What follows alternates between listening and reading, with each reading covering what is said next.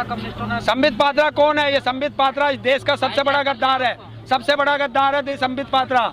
हमारे फ्री की MBBS की उस पर पढ़ाई की और आज तक एक किसी पेशेंट को नहीं देखा। कोरोना काल में कहाँ छुप गया था बिल में, कहाँ चला गया था? कहीं कंगना रनावत के बंगले में बैठा था? कहाँ बैठा था ये संबित पात्रा? डॉक्टरी का पैसा डॉक्टरी करनी चाहिए थी, वरना इससे वो पैसा वसूल किया जाए उस सीट पर जितना पैसा खर्च हुआ था। अरे जोन सा वो नेता ना बीजेपी का है, उसे बता दे तेरे फुप्पा गंगा जी पे जाग रहे हैं हर साल गंगा जी आमगढ़ के मेले पे, और कम से कम 1 करोड़ आदमी रहे यहीं गढ़ में ही, जो रहे यहीं तेरे पास में ही है, सबका टेंट लगे।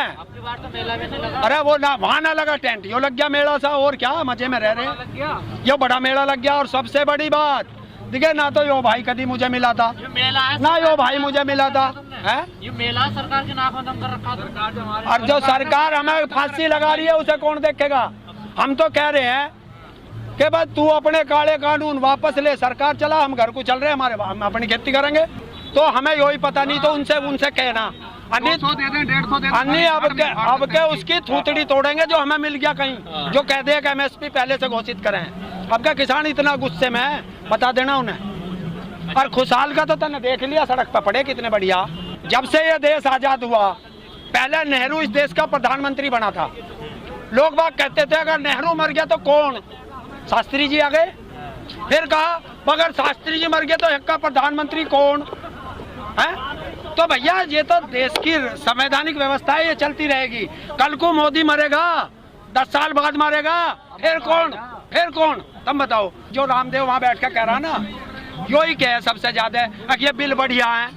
तो जब तेरा खेती तेरे नहीं, लुगाई तेरे नहीं, घर बार तेरे नहीं, हवाई जहाज में कैसे जा?